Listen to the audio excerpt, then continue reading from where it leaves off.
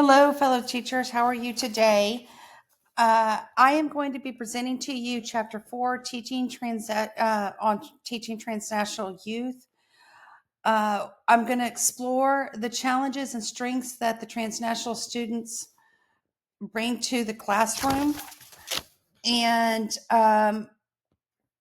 particularly how the schools can support them by recognizing their unique and cultural and linguistic resources that they bring.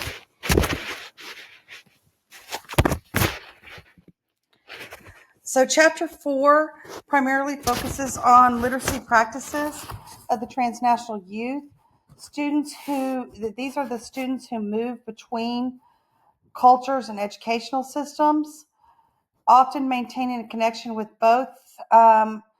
These students do face unique challenges in the schools, but they do bring valuable linguistic and cultural resources to the classroom.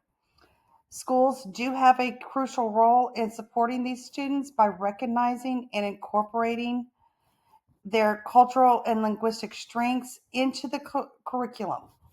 So, this chapter is going to emphasize the importance of inclusive teaching practices to better serve these students.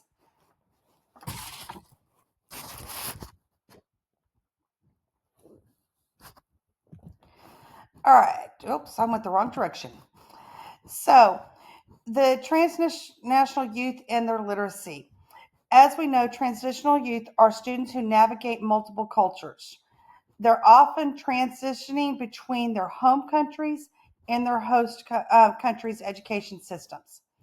These students bring with them valuable experiences from the different countries, which enrich their learning environments. One of the key insights from Chapter 4 is that these students' experiences, such as multilingualism and cultural adaptability, can significantly enhance their education. Their transnational literacies add that diversity to classrooms and can contribute to a more dynamic learning experience for them and the others in the classroom. So, some of the linguistic and cultural resources that come about from the transnational students, they often possess that diverse linguistic abilities. Many of them speak multiple languages or dialects, and this linguistic diversity is a major asset to the schools. And those schools can leverage the enhanced learning that comes from that diversity. When teachers recognize that students' transnational literacies, they help create a more inclusive learning environment. And as Scarrett points out, embracing these diverse literacies makes the schools more welcoming and supportive for the transnational students. These students' cultural backgrounds should be viewed as strengths that can enrich the classroom discussions and the curriculum content. So, despite within these educational inequalities, we've got despite these strengths that the transnational students bring to the classroom, many schools, classrooms, teachers, school districts, they fail to effectively tap into that unique knowledge. And this disconnect between the students' home and school environments can hinder their learning. For example, students might feel that their home language or cultural practices are undervalued, and that leads to disengagement from the student.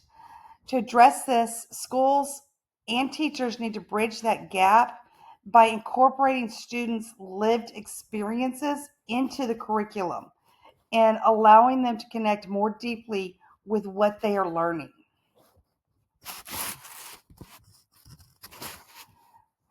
So when you talk about curriculum and instruction, Scarrett is advocating for that flexible curriculum that responds to the diverse needs of the transnational students.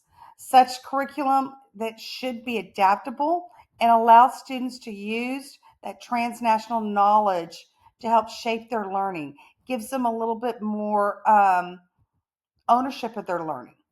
For example, teachers can include assignments that invite the students to draw from their home culture or language. By creating that unique space for these experiences, teachers make classrooms more inclusive and help the transnational students feel that their backgrounds are recognized and valued.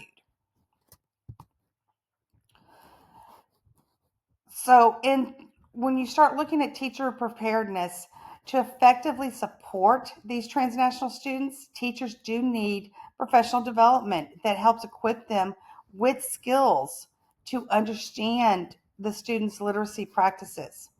Cultural responsiveness is a key to this regard. In this regard, teachers need to develop a cross-cultural communication skills and the flexibility to adapt their instructions based on the student's needs. Importantly, teachers should also learn to value and incorporate diverse literacy practices into their teaching and recognize that literacy is going to extend beyond that traditional reading and writing. So, technology. It's going to play a vital role in helping these transnational students maintain a connection with their home cultures and languages. The digital platforms allow students to communicate across the borders and access a broader range of resources that are going to support their learning. This not only helps the students keep in touch with their families, but also supports their identity development. Schools can use technology to bridge learning experiences from students' home countries and their current educational environment, fostering a more inclusive approach to that literacy. So, policy implications. To create a lasting change, educational policies must recognize these literacies of the transnational student and support systematic changes that are going to promote inclusivity. These policies should encourage a shift from the traditional literacies instructions, that just reading and writing literacy in there, to being more inclusive practice that validates and builds on the students' diverse backgrounds. In addition, the policies need to provide teachers with resources and training necessary to implement these inclusive strategies.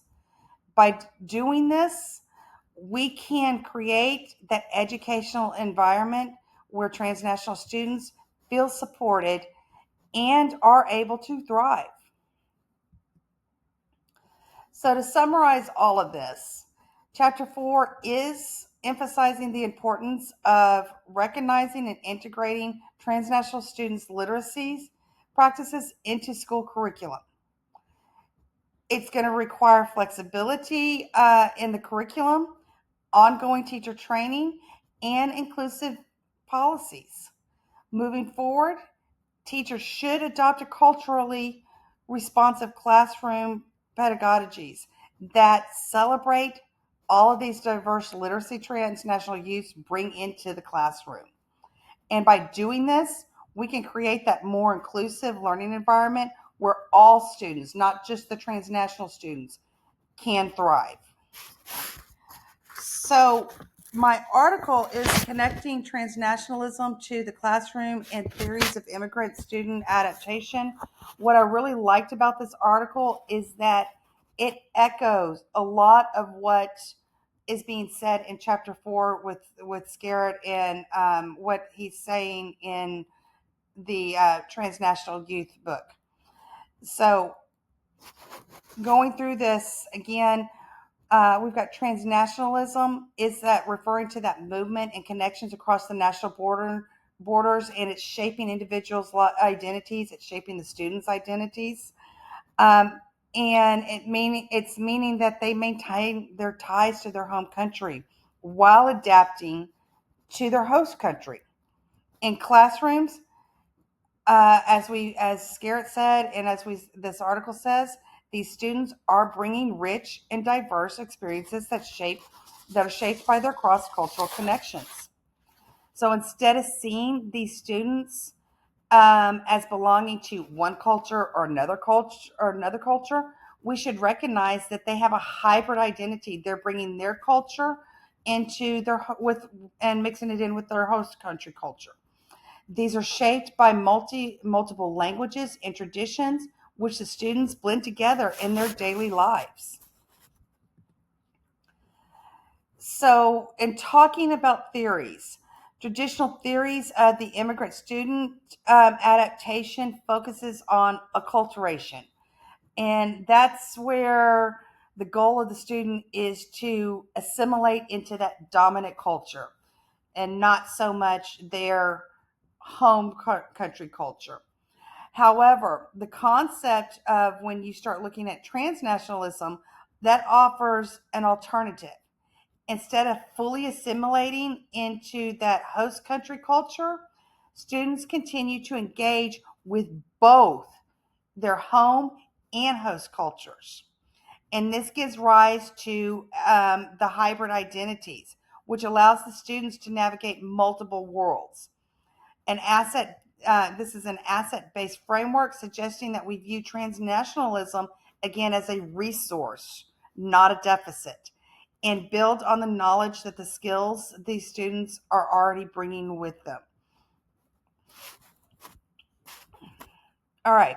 So again, classroom applications has been mentioned before, but going into some of this has been mentioned before, but going forward in this classroom, we can apply the concept of transnationalism in meaningful ways.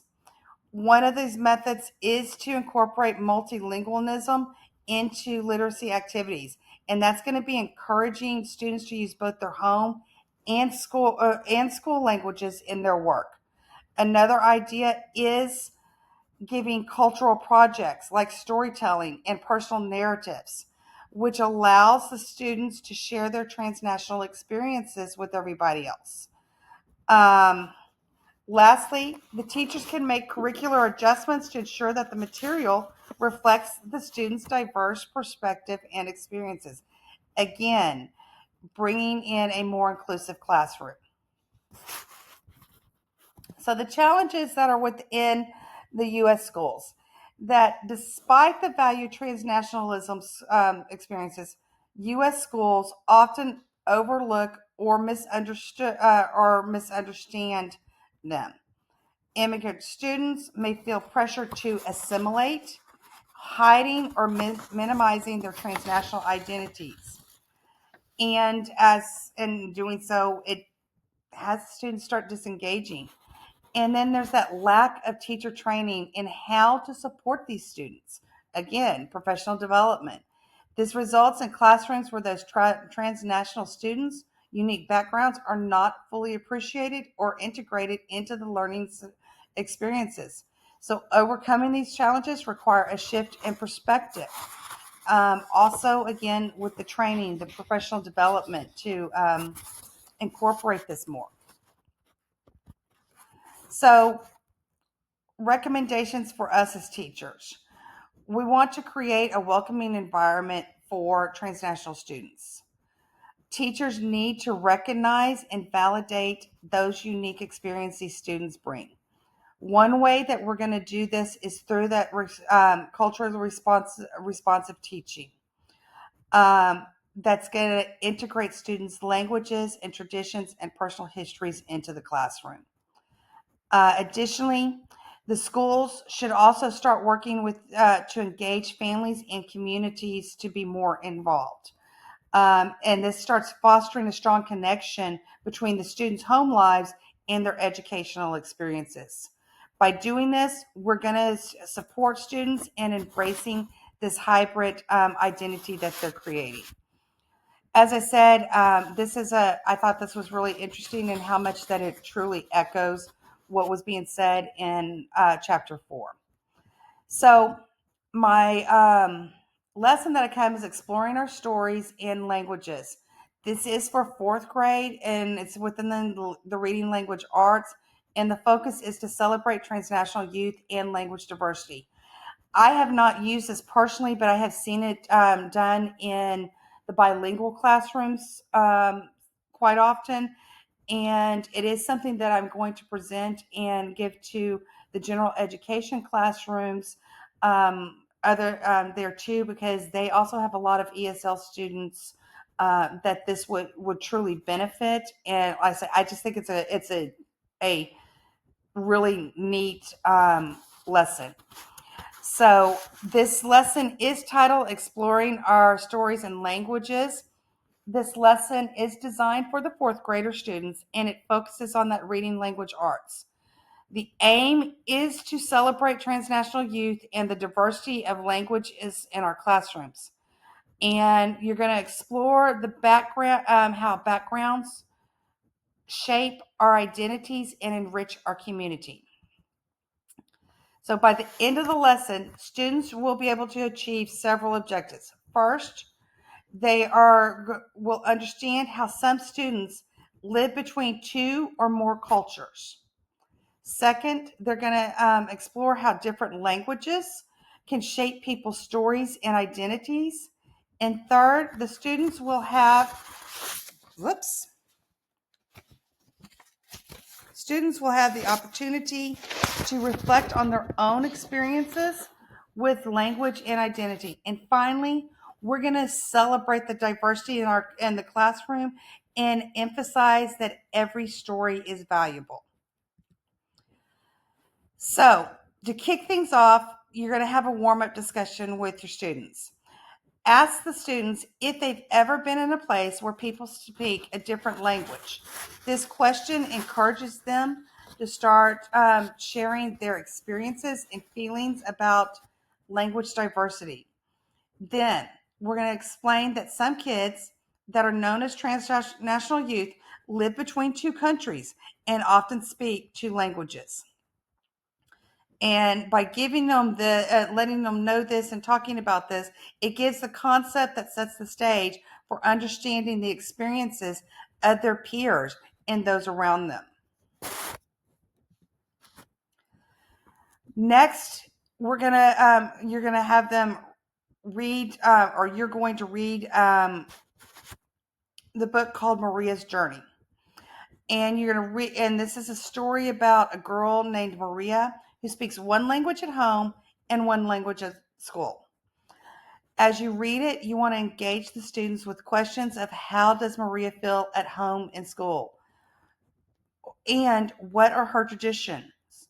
This is encouraging them to start thinking critically about Maria's experiences and start relating it to their own lives and their own experiences.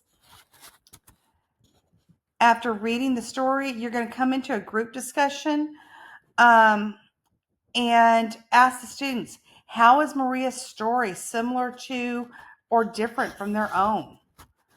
Prompt them with questions that is, why is it special that Maria can speak two languages? And this becomes a really great opportunity as you're talking with them to start brainstorming with them of what makes their stories unique. You know, you want to start including their languages, their tradition, their family stories. You want to go ahead and make sure that you're writing this down, writing their ideas down on the whiteboard or chart paper, somewhere where you can post it so that they can refer back to it during their independent work. Excuse me.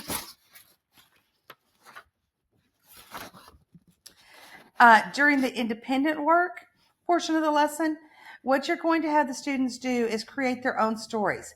Ask them to draw and or write about their personal experiences. This is including the languages that they speak and the traditions that they celebrate. And what I like about having them draw and or write is that you start differentiating based on students' various levels of reading and writing, and that gives every student the opportunity to be able to share their story no matter what versus just writing. You want to encourage them when they're doing this to think deeply and express their individuality within their writing and or drawings.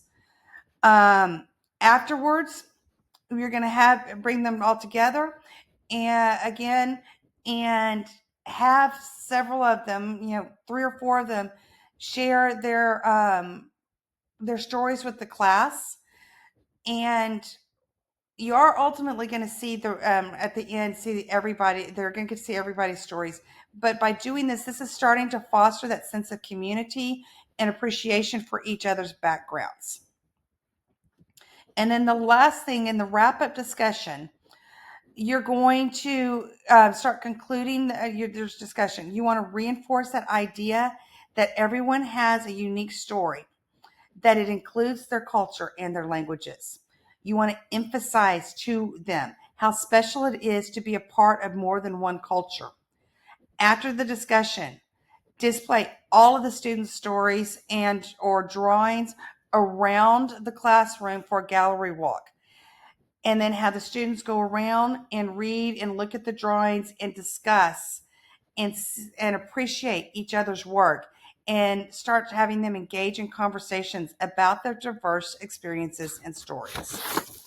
I say I really like this activity, especially the gallery walk portion of it, where the students get to start seeing all of their peers' stories and backgrounds and cultures, and start discussing it, and it gives them really a unique perspective to everybody. So the references that I did is within, again, the article was Connecting Transnationalism to the Classroom into Theories of Immigrant Student Adaptation. That's by Sanchez and Casson. And then, of course, you've got Teaching Transnational Youth and Chapter 4, and that's from Scarrett.